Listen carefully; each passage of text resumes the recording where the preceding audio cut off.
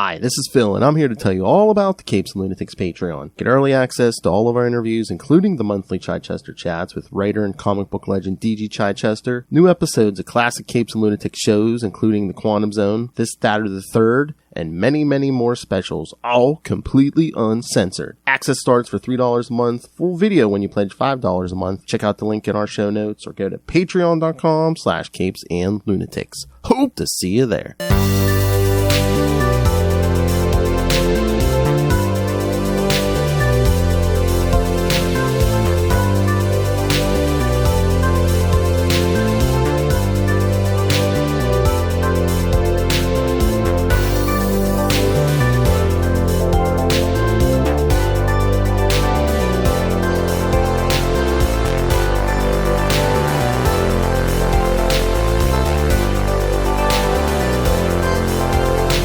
Welcome once again to Full Stream Ahead. I'm your host, Mozz Manzor, and with me as always is the lovely and talented, the internet granny herself, Lilith Hellfire.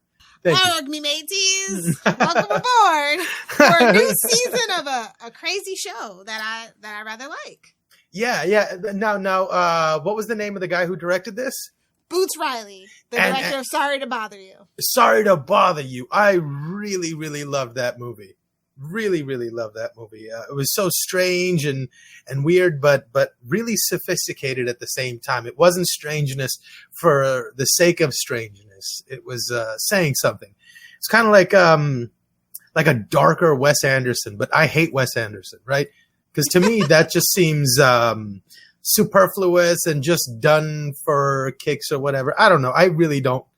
Anyways, but this seems like, there's a point, there's a narrative, there's a perspective that he's trying to get across, and I love it. Yeah, well, I guess Boots Riley really is, his genre is absurdist and the surreal, It really makes me think of Being John Malkovich. Yeah, I love that movie so much. And it reminds me so much of that. There's like a strange world around you, and within the first few minutes of watching it, you kind of have to give into that. But once you do, it's a vehicle to tell really interesting stories about the human psyche. So that's what I'm really, really looking forward to here.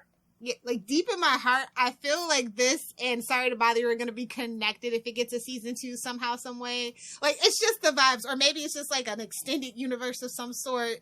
Because, I feel like it's tackling some of the same themes a little bit. Mm-hmm. Yeah, no, for sure. I can see, because then when they go into, the history of giants and whatnot, you're like... It's like, oh... Yeah, is he trying to pull in the flat earthers, or is he really trying to say something? I guess, no, but... a little bit of both? I guess, because, the human hybrids could be, the modern expression of whatever entity that is pushing forward these science experiments that are creating these things. What if back in the day, with the science they had available to them, maybe all they could create was giants? Exactly. Or is so it I don't know. Is it a take on religion? It's a lot of things it could be, and I'm really excited to dive into it. And I don't feel like Boots Riley really leaves things open to interpretation, and I don't mean that in a bad way. No. Once you view his lens as an activist, where he's from, everything makes sense within his lens. Yeah, that's a really great point, because a lot of people are afraid to stand behind their choices, so they avoid making them. Right, they leave things so vague and whatnot. Yeah, you figure it out. It's like, what? I'm not the writer. I'm not the one on strike right now. That's your job, right? Yeah. So make a decision, stand by it, and I appreciate people who do. Yeah, his authorial intent is very clear for me, and I'm just I was really stunned by the cinematography, and it's kind of weird. If you know Boots Riley and you know his history, I was expecting a lot more music than what occurred in here. Interesting. And it's the same thing for Sorry to Bother You too. It really wasn't actually any music. And it didn't take away from it. It actually acted as more of an emphasis of what's going on. He didn't want any background distractions, I feel like. How fascinating. Yeah, it's more sort of letting it be organic, not influencing you too much. Or you're right, being distracted. Yeah. No, that's so interesting. And right from the beginning, we're there. They're at the hospital. This huge baby's covered in blood. They're sneaking through the neighborhood. You're like, that's a well, the title. Yeah. So what was your first thought? My first thought was, what the hell gave birth to that thing? And is she so okay? Clearly she's dead, right? Right. So, but you're wondering, right? Because they really don't tell you. It's pretty much the middle of it. Mm-hmm. So you're like, okay, like she couldn't have possibly given birth to that. Right? No, like, that's not the mom. They steal this baby, like. They clearly look like they were stealing that baby. but you never know. So it's just like. Then I was like, maybe she's like Elastic Woman or something. Exactly, like it's the superheroes, and like we kind of are like in the superhero territory, but not. We're not talking like the Incredibles here. Right, no, but are we? Because like when he finally makes it out, people aren't that surprised to see him. It's just another novelty. But then again, you see, like I like that they didn't make him so big that it would be out of the realm of possibility. Yeah, but like 13 feet tall. Yeah.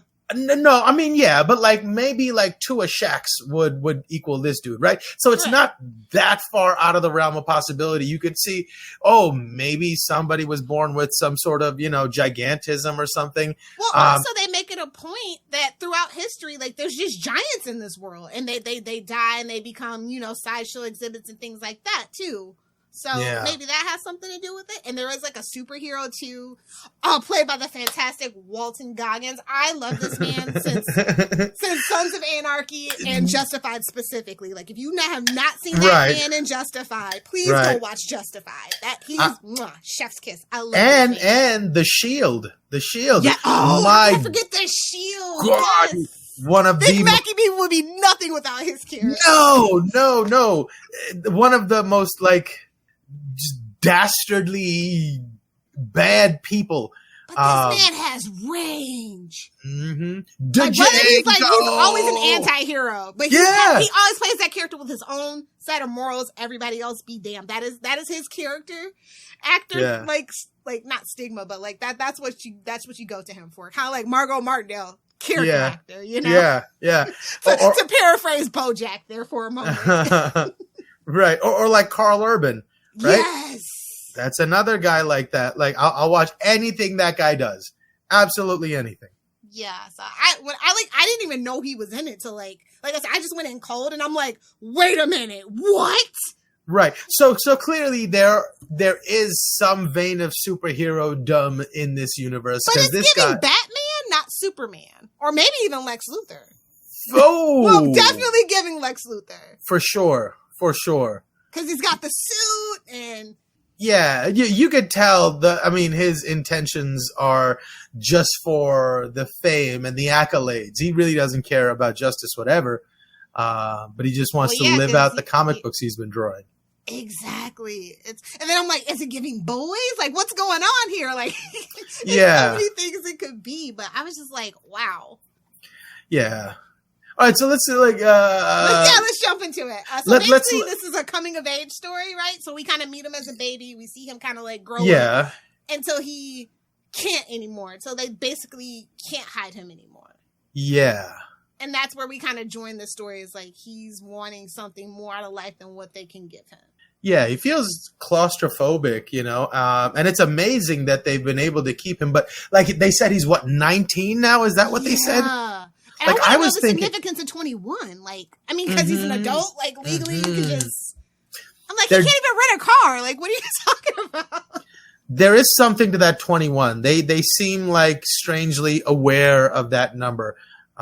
Like maybe in their species, if he is like a different species, at 21, they go through some sort of like a change, a physical change that would make him more prepared. Or maybe once he turns 21, his real mom is going to come back from wherever she's out there fighting aliens or whatever, right? Or whatever. There's something to that. But yes, I wonder what that is. Yeah. And, like, the whole point of him not, like, poisoning his body with, like, fast food, even though they eat it. And then he goes on to say it's pretty gross. And I kind of had that growing up. My mom was a vegan, but, like, everybody else in the house ate meat. But, like, we would eat, like tofu and, like, Brussels sprouts and stuff. Like I probably didn't have McDonald's until I was, like, 11 years old or something like that. And it is an acquired taste if you haven't been eating it as a small child, like Happy Meals and all that. It is an acquired taste. What was that? Do you remember what that experience was like the first time you had a It was chicken nuggets, and then she told me how chicken nuggets were made, and She told you that before or after? Yeah, before. Oh wow. Okay. Oh, fair enough. Can't be that bad. Fair enough. Wait. So your mom was vegan, and you talked her into getting you chicken McNuggets, and she let you? Yeah, like, I mean, like, because, like, we were doing, like, sports, and we were going to be stopping, like, in the middle of the night and stuff like that, and I was just like, we're stopping at McDonald's, should I eat it, or should I just wait to get home? She's like, you can have it, and she's like, chicken nuggets are probably going to be the best thing there. Fair enough. How they're made, and, like, I'm a terrible person, I'm going to tell you this, because I have seen, like, the films of, like, how chickens and cows are slaughtered, but I still eat meat. Yes. But I treat animals well with respect too, so it's kind of like that balance. But yeah. So that was kind of funny, and I'm just like, and then if you have seen the recent movie They Clone Tyrone, I haven't yet. Are they going down this line because they're like, grape soda, Newport, all the like stereotypical black things? It's like poison. So I'm like, are they going this route? It's just so many things it could be. Yeah. But also, most fast food is pretty gross. So I kind of agree with them on that. But like, he's eating it too, so you can't kind of be a hypocrite, I guess. Yeah. You know what I mean? Yeah, it's funny. That's what sets him on his journey. Like, the neighbor sees him and was like, yeah, your father figure has been lying to you this whole time. So what else is he lying about? Is it safe for me to go out and explore? And that's what sets him on his path. Yeah, it's just like people are always looking for permission or excuses. A good excuse. Excuses. Right. Right? Any excuse is better than none is my favorite line. Yeah, they're just you saw him, like, he made up his mind as soon as he saw that clip on TV, nothing's going to stop me, or however it was said. And he's like, okay, I just need 3 strikes. I need 3 good excuses and I'm out. And he finds one, and then the guy says, he brings him, what does he bring him? Tamales. The best tamales in Oakland. Shout out to Lalo. All right, yeah.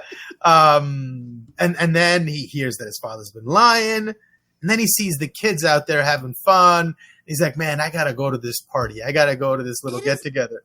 It kind of broke my heart. Like, you see him, like, growing up and just looking out the window, like, just wanting to reach out and make connections with somebody his own age, but they just won't let him.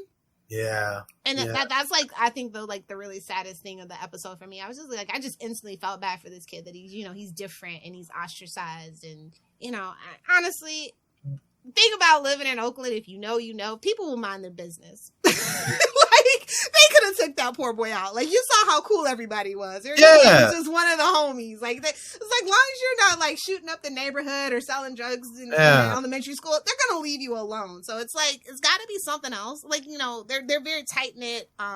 Most neighborhoods in Oakland are pretty tight knit. A lot of activism and stuff like that. Yeah, so it's just really weird that they've decided to do this to this poor boy. Yeah, because it's like it's sort of like what that guy says. He's like, well, I don't want the inspectors coming down here. Exactly. My paperwork's not too good, and you see like this ridiculous structure that he's built that's clearly not up to any code that's ever been written. So then he's like, yeah, but that does speak to like a whole element in that whole neighborhood that they're separate from the rest of the world. Like, this is like, your rules kind of don't apply. We have our own set of things that govern this place. So yeah, he might have been just fine in that neighborhood. But obviously the internet's the internet. Yeah. See, and that's what I was like, okay, so we're dealing with modern thing. It's not like the 80s or the 90s. This is like, you see people with like straight up, well, maybe not Apple phones, but you see them with like, phones. Yeah. And instantly he is on the news. And I was like, I thought it was really funny. Because, like, when I was growing up, what twamp meant was twat and tramp. Oh. But in Oakland, it means a $20 sack of marijuana. A twamp? A twamp? Yeah. A twamp. How is it pronounced? Yeah, it's a twamp. So I was kind of confused for a second that he was the twamp monster. And I'm like, oh, they mean the other thing. Okay. I mean, there's been some bad slang, but that's really bad. A twamp? Yeah. I mean, throw the police off somehow. That's true.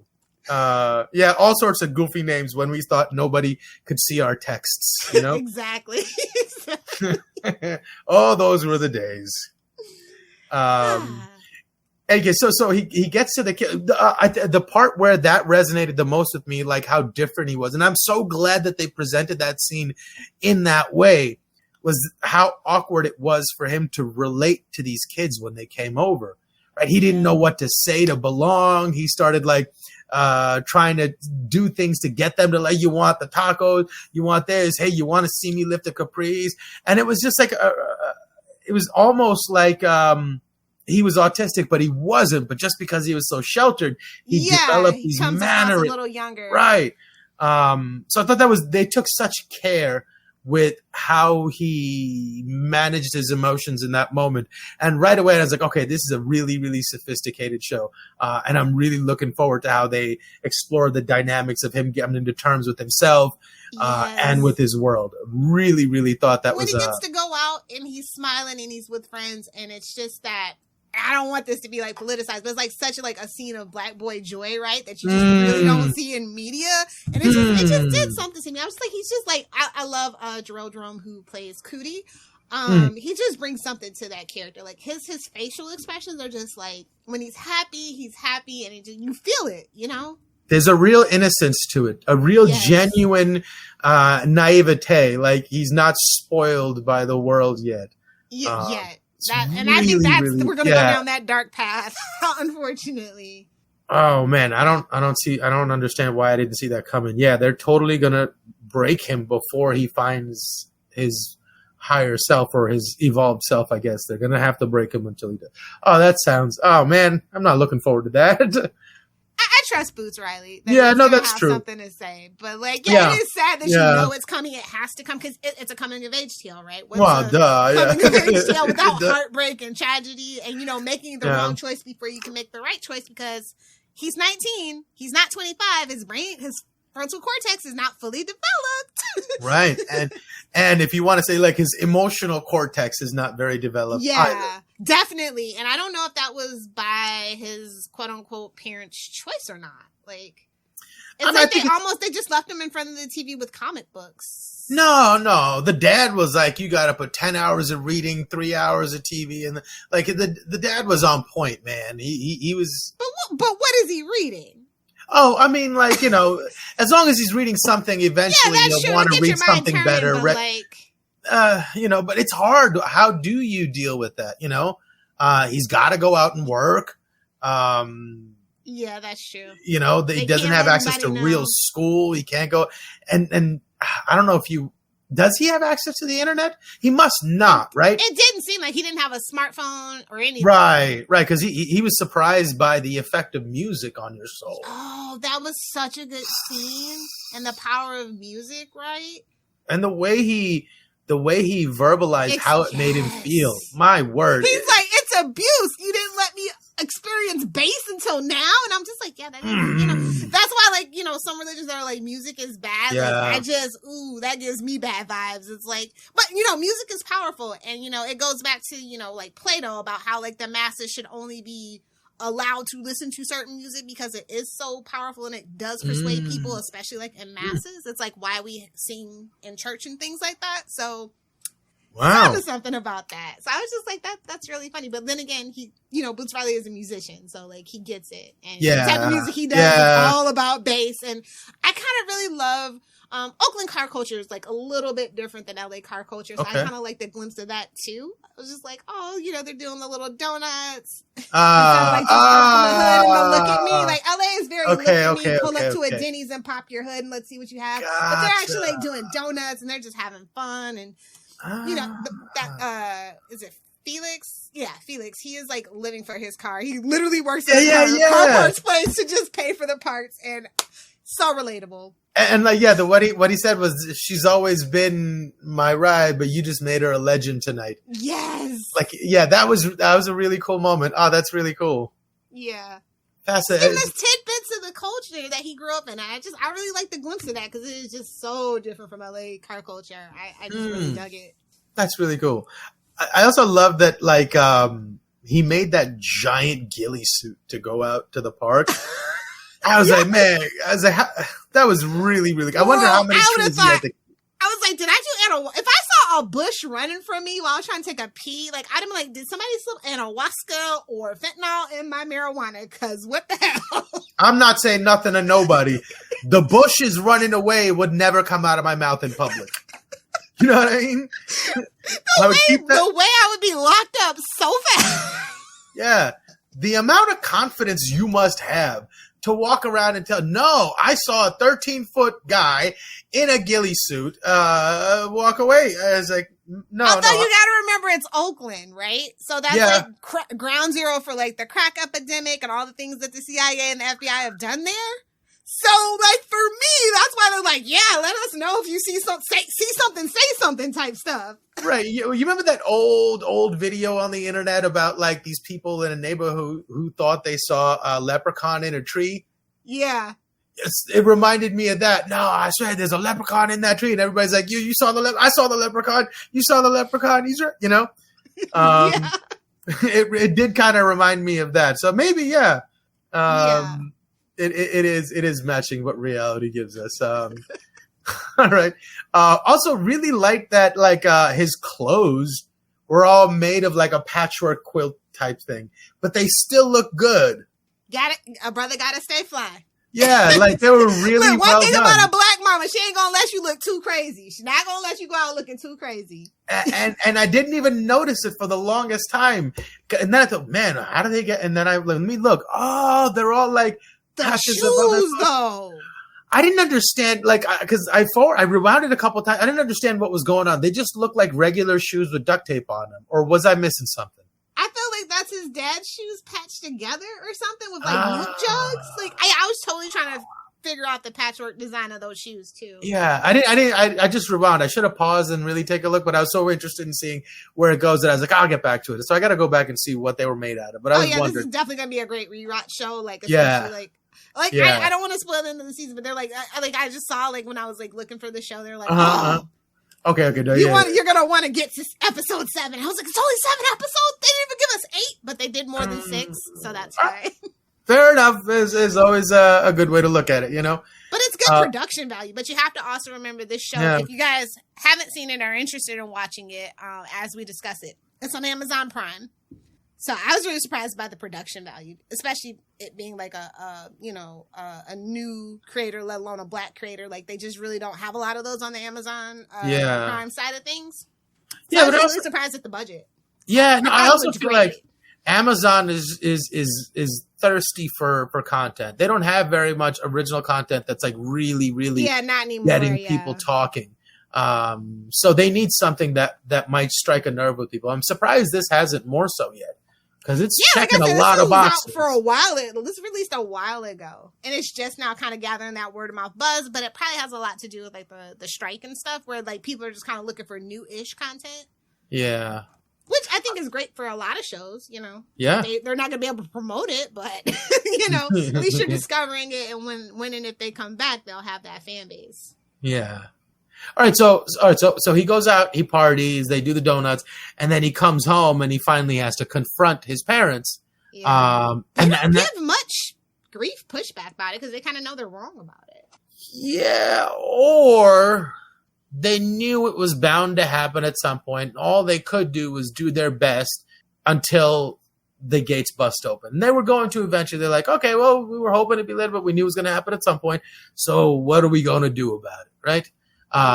But they seem like they had always had a plan in mind. Cause then the end of the episode where they hit the wall and he's doing a secret handshake with the wall and the guns pop up and I'm like, yeah, this is the boys. This isn't the boys universe. You can't change my mind. Yeah. So like they gotta be part of some like ancient spacefaring society that came and found a way to exist on Earth, mingling with the humans, and they've been hiding their presence for millennia, maybe. Yeah, I don't know what's going on. I'm just like, oh.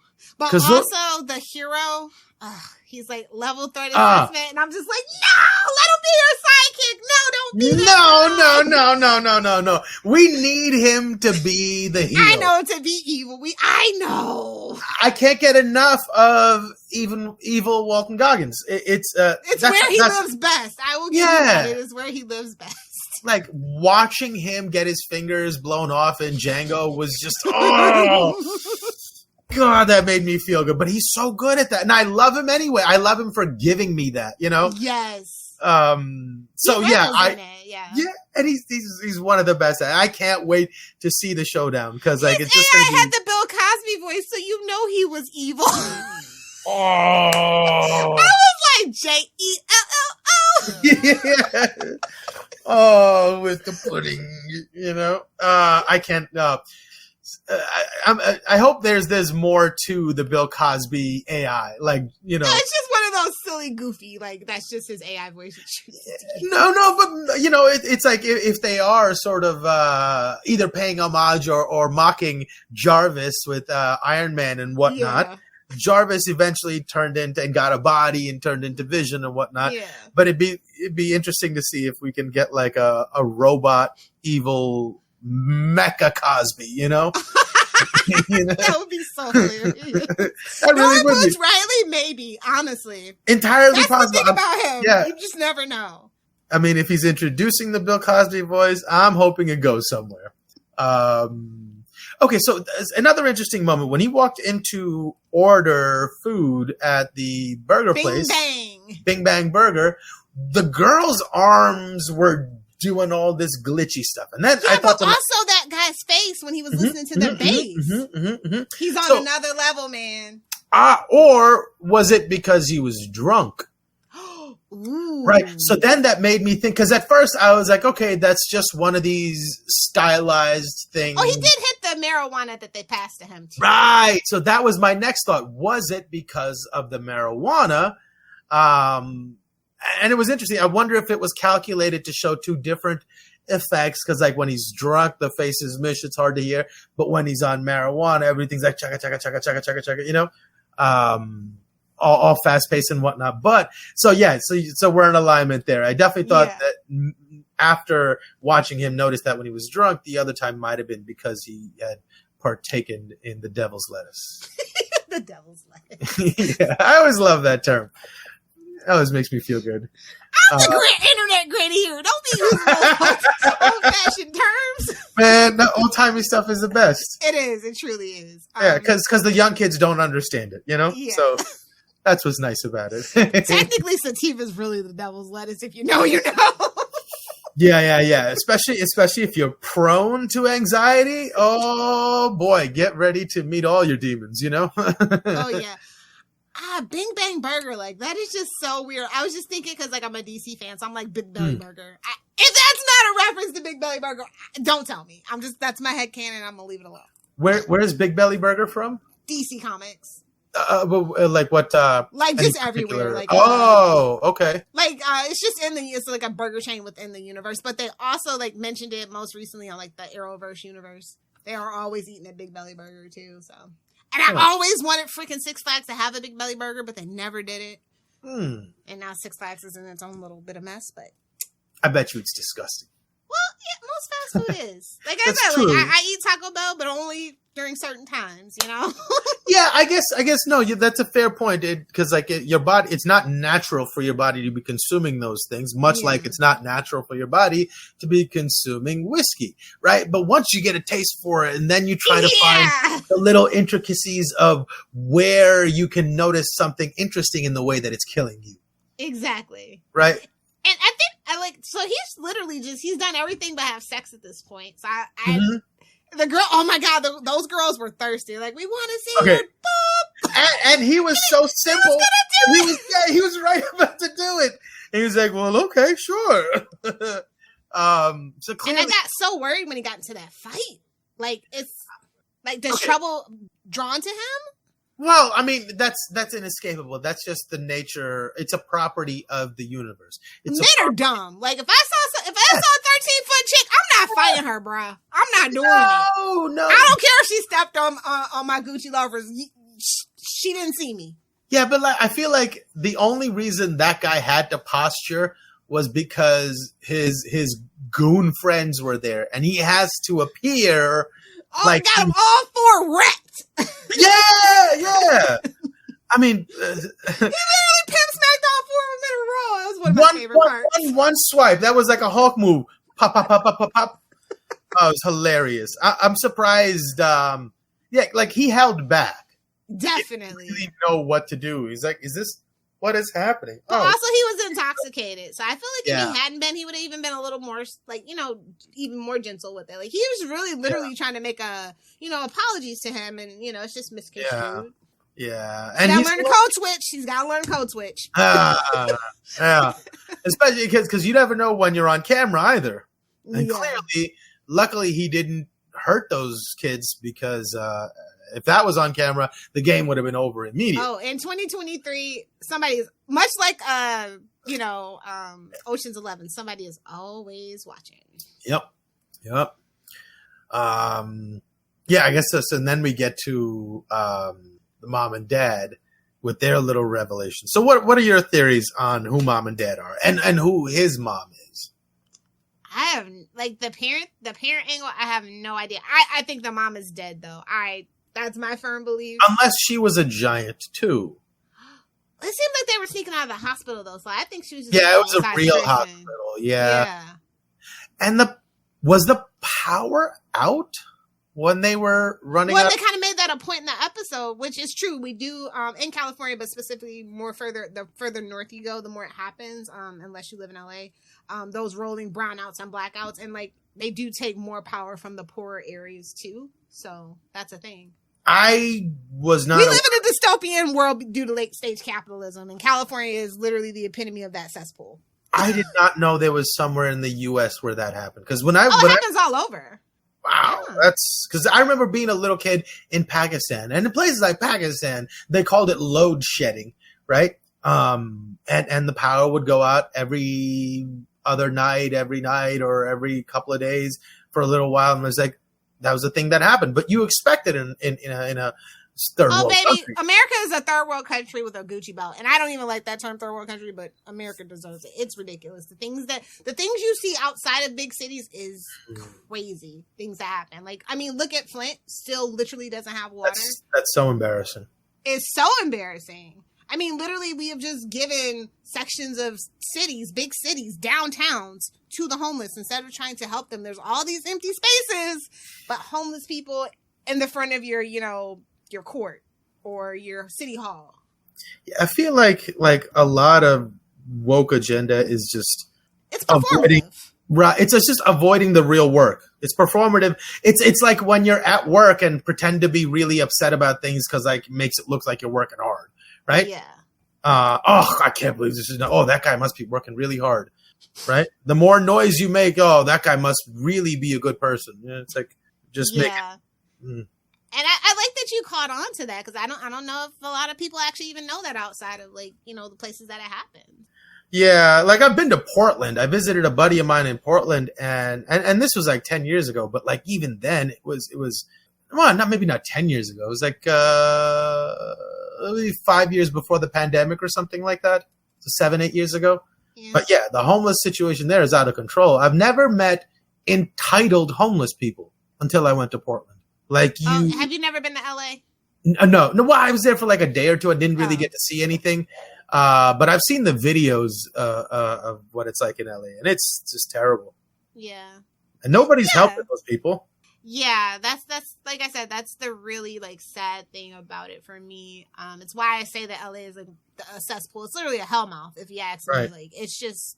It seems like it's just a pyramid scheme for people to act like they're good people and steal a bunch of money and not help these people. Yeah, it's if you're familiar with South Park, the smug episode hit so hard, bro. I was like, yes, that is it. Where they're like, instead of smog, it's smugness because they're driving a Prius. They got the It's that to a T. Yeah, so, yeah. I really hope a lot of people come to this. Like, it's like so many little things that you can like catch on to, and like you go, I wonder if that's a real thing, and researching and like, yeah, that's a real thing. That's crazy. Yeah. So I like you put that detail in there.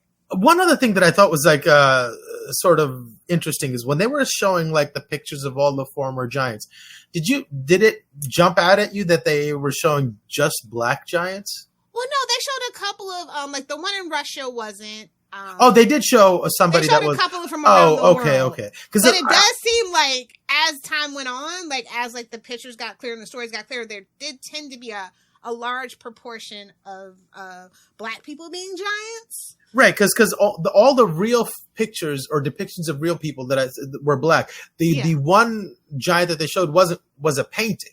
Yeah. Right. So I thought that was kind of. I wonder if they're going somewhere with that, like like slaves were bred to be. Well, then that's kind of Yeah, that's so that's definitely going to play out and just scientific and medical experimentation in general on just black people, slaves, all that going way back when. So yeah.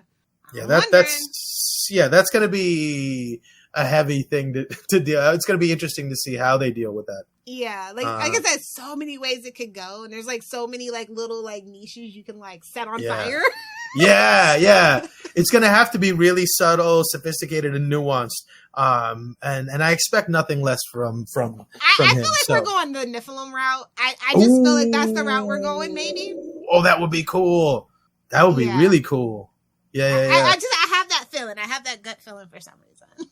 That would be cool. Listen, not to spoil, sorry about it, but after like the whole how like the half horse people like the centaurs and stuff, right? So like my mind's like he knows he likes these kind of things. Yeah. Oh man, I can't wait to see what weird conspiracy this morphs into.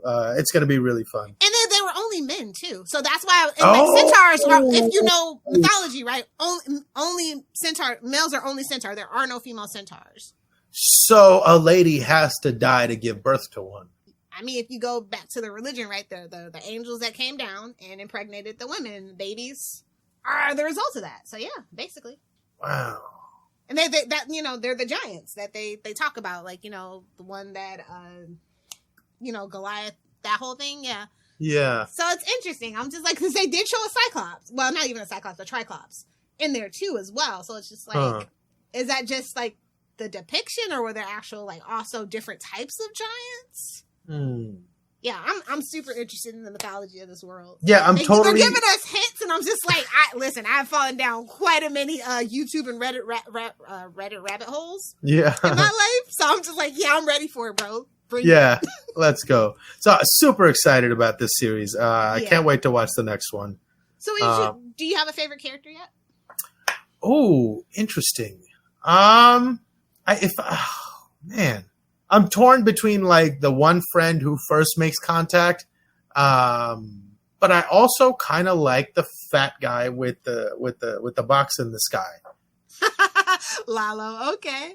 Yeah, I don't know. It's either one of those two. Either the friend who first makes contact, because that guy seems cool as hell, or like the guy I think I might identify with, the old school guy that's just like, yeah, whatever, man. Don't worry about the man, the old hippie that would sell you weed. It's either one of those two. What about you? Ooh, I really like, I think the character's name is Jones.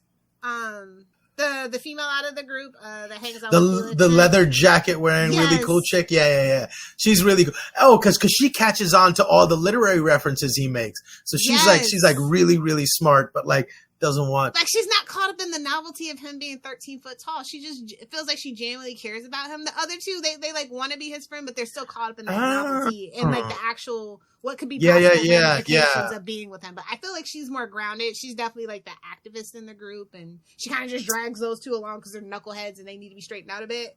Yeah. Those are the vibes. Yeah. That's totally the dynamic there. Yeah, for sure. So yeah, I like that. I'm curious to see how they go about it. So yeah, she seems like she would be like the begrudging ringleader. Yeah, exactly. Well, just like, so you idiots don't go to jail, I guess. Right. She doesn't want to be the leader, but they're too dumb. Right. Yeah. It'll be interesting to see that. We're gonna have fun talking about this show. Yeah, especially with all the different relationships between him and them, and just all between each other too. It's going to be a really fun season. Looking forward to the next episode. Oh, wait. One more quick question before we wrap up. How do you feel about the perspective of when they make him look big? Like, I think it's better than The Hobbit. Oh, for sure. For sure. That whole thing has come a long way. Yeah. I mean, like, how long ago was The Hobbit, too? That was like 20 years at this point? Yeah. Oh, my God. Really? I think so. Good Lord. I've actually never seen them, so. Oh, you've never seen them? No. Oh, they were a little goofy, like, cause like sometimes the front of their nose had a different center of Like, gravity. I've seen than like the clips and stuff, and I'm just like, yeah, no, there's no way anybody's talking to me to watching an extended marathon of The Hobbit and then freaking the Lord of the Rings show. You're out of your mind. Well, might as well watch all 50 movies of the MCU. I'm not doing it. Yeah, no. I mean, like, cause like it is epic and it is grand and whatnot, but and it's good enough in my mind. Yeah, I'm sure it's not as good as the book. But like, if I were to, because I don't think I could watch either of those movies again. I mean, the spectacle was nice, and when you were in the moment, you felt it. But like, I think to myself, what's an analogous movie to that I would definitely watch again? And I think Braveheart. Right, I could watch Braveheart over and over and over again. I would never ever get tired of it. But You're I would such never a man, watch. Mozz. Well, what can I say? I mean, it's just a story about. You don't know how many guys I know. Braveheart is their favorite. Yeah, movie. it's great. How could it not be? It's a good movie, but they're like, it's my favorite. Well, that's more of a green flag than say Scarface or Carlito's Way. Yeah, fair enough. That's a little too on the nose. Or The Godfather. If you say one of those three movies, I'm just like, babes, I'm not the girl for you. Like, I love those movies. Yeah. But if it's your favorite movie, we got problems. But Braveheart is great. Braveheart is amazing. It's pretty much the Jesus story in a more palatable form, is it not? Right? Aren't all good stories basically just that? Fair point. Superman. Yeah. Yeah. I guess the greatest story told for a reason. Yeah, I mean, we're suckers for tropes, I guess. Truly. You know? And what a perfect way to end the episode. Because he loves to subvert the tropes, and I'm really seeing. Yes. I can't wait to see how he does that. Yeah, really, really exciting because I know I'm going to get something satisfying. But are you getting? A lot of people are comparing it to Atlanta, and I think it's an absurdist comedy, but I feel like Atlanta was more heavily on the surreal than absurdist, at least in its first season. Yeah, and it was. And it was like, more rooted in an alternate reality where they're not saying that this is an alternate reality. Yeah, that, and it was really, sometimes, it really came close to the ceiling of how highbrow you can get before I start getting like, all right, bro, come on, you know. Stop being so damn pretentious. Yeah. There was a lot more of that. This, I feel like it's carefree a bit more. It doesn't take itself so serious. Yeah. He doesn't take himself so seriously. It's almost like he doesn't need to show you how seriously he takes himself to know that his viewpoint is valid and you'll want to hear it.